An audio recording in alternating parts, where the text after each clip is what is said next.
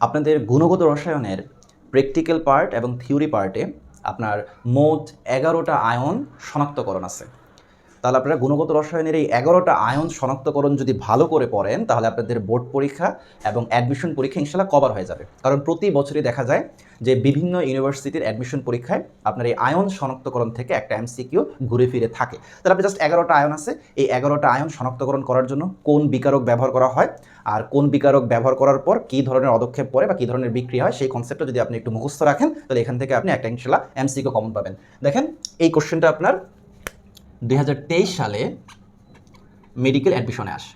আর শুধু medical admission না, board পরীক্ষা, Dhaka university, Jahangirnagar university, Chittagong university এছাড়া আপনার গুচ্ছতেও এই টাইপের এমসিকিউ আপনি পাবেন।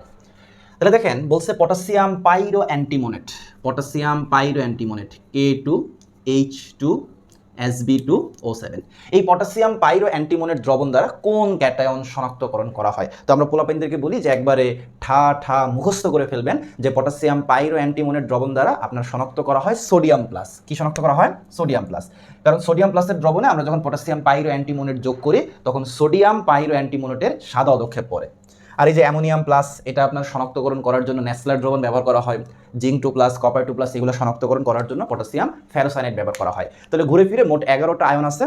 তাহলে এই 11টা আয়ন শনাক্তকরণ যদি আপনি মুখস্থ করেন এখান থেকে ইনশাল্লাহ একটা এমসিকিউ আপনি অবশ্যই কমন পাবেন। তো আমি এই ভিডিওর কমেন্ট বক্সে আপনাদেরকে এই 11টা আয়ন শনাক্তকরণের একটা শিট আছে, এটা জাস্ট এমসিকিউর জন্য তৈরি করা হয়েছে। আপনি কোন আয়ন শনাক্তকরণ করার জন্য কোন বিকারক যোগ করবেন আর ওই বিকারক যোগ করলে কী ঘটবে সংক্ষেপে আপনার শিটের মধ্যে এটা লেখা আছে। তো এই শিটটা আপনারা চেষ্টা করবেন একবারে ঠা মুখস্থ করে ফেলতে, তাহলে এখান থেকে আপনার বোর্ড বলেন আর অ্যাডমিশন বলেন কোনো কোশ্চেন আসলে কোনো এমসিকিউ আসলে আপনি খুব ইজিলি ইনশাল্লাহ আনসার করতে পারবেন।